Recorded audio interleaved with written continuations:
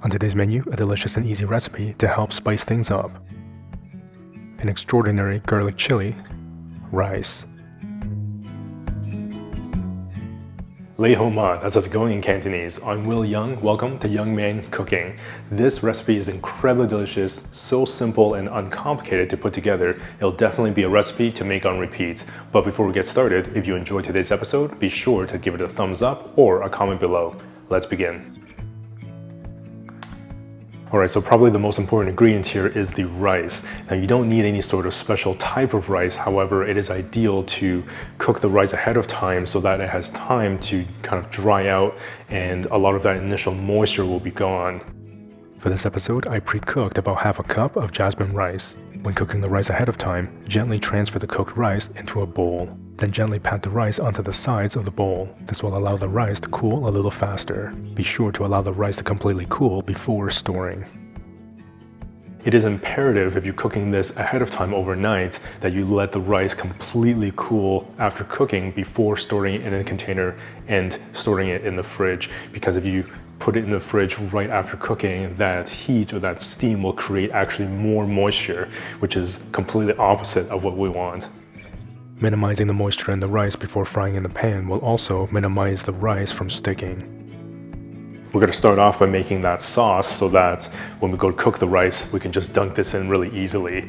We're going to start off with this delicious soy sauce. This is kind of my go-to all-purpose kind of soy sauce, which will add a really nice salty umami and a little bit of body to that sauce. This here is a dark soy sauce and it's a lot milder in flavor than your regular soy sauce. It's definitely not as salty, has a little bit of a sweeter note, and it's predominantly used for color rather than actual salty flavor. You can kind of swirl the bottle around and you can see that it almost glazes that bottle, which is really quite extraordinary. This here is a little bit more of a specialty product, but you should be able to find this at an Asian grocery store or online.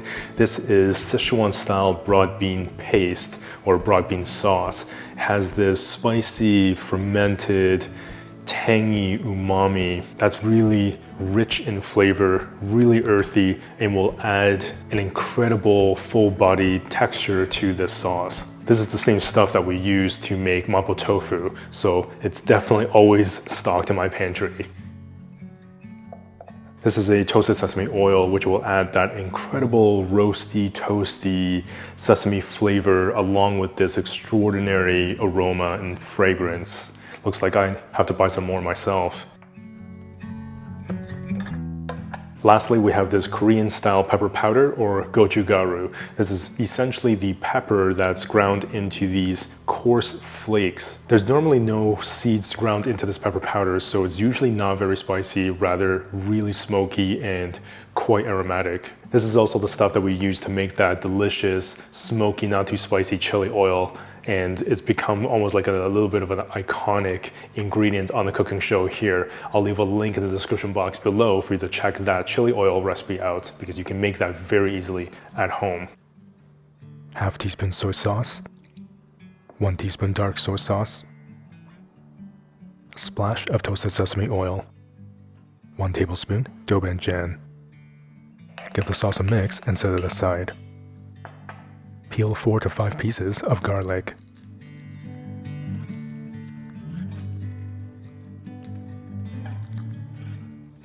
Carefully grate the garlic into a small bowl. Taking the time to grate the garlic will help maximize its incredible flavor.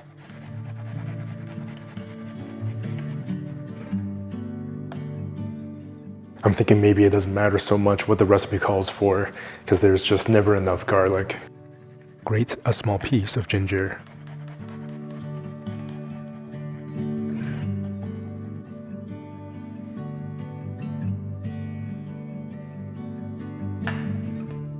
Chop 2 sticks of green onion. The green onions will wilt into the rice and add a beautiful pop of green color and freshness.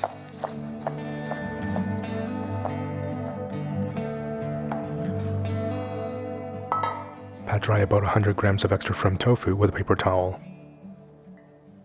Use a fork to mash the tofu into a crumble.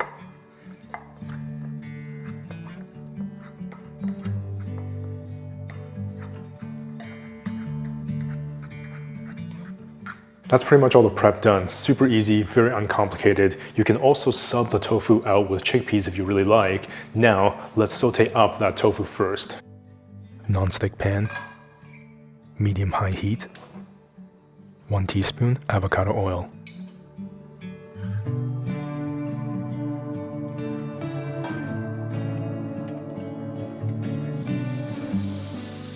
Saute the tofu for 3 to 4 minutes.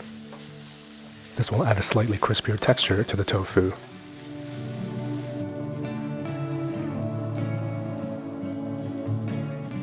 Two teaspoons dark soy sauce. Saute for another couple of minutes.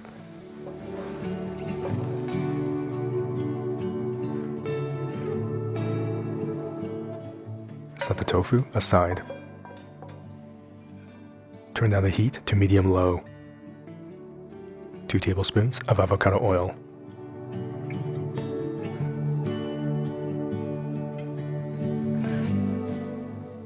Gently cook the garlic and ginger for 2 to 3 minutes.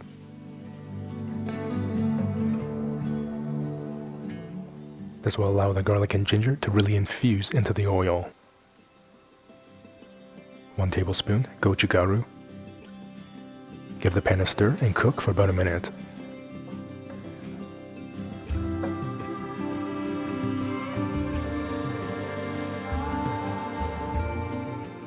Add in the pre-cooked rice. Pour in the sauce. Turn the heat up to medium and saute for a couple of minutes.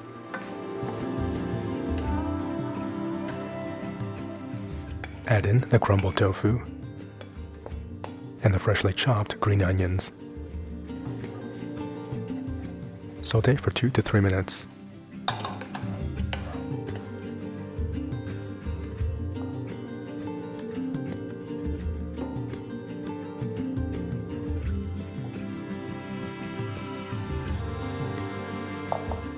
Plate the rice.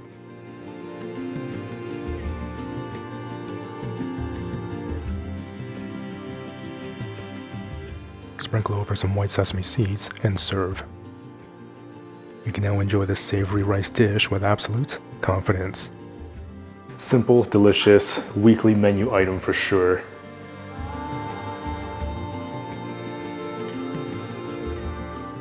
Wow, that packs a huge punch of flavor. There is no doubt about that. Visually, this recipe looks really just rustic and casual. There's that dark soy sauce that really colors everything with this beautiful caramel color. That crumbled tofu really substantiates this recipe, and that rice just absorbs all of that delicious flavor from the sauce and has this salty, earthy umami, that little spicy kick from the doubanjiang, but also that tanginess, the toasted sesame oil with that incredible fragrance and aroma that really sings through. And of course that gochugaru, or the Korean pepper powder, that turns that oil into this extraordinary smoky, little spicy chili oil. And of course that generous amount of garlic and the ginger just melt into this entire rice dish. The flavors and textures are so robust. It really is kind of reminiscent of a mapo tofu, but just mixed into this deliciously smoky rice. Definitely one of those recipes that does not require a long list of ingredients, but super easy to make and extraordinarily packed with flavor. I always say on the show here, it's dishes like this that are simple, easy, and absolutely delicious that makes it so exciting to cook at home. And if you love easy, delicious recipes like that, then definitely check out or pick up your copy of one of the 3 Yeung Cooking cookbooks. I'll leave a link in the description box below, or you can visit youngmancooking.com. You can also check out the Yeung Cooking merch and plant-based sushi masterclass. And if you're not already subscribed with that notification bell clicked, definitely do so you won't miss a single episode.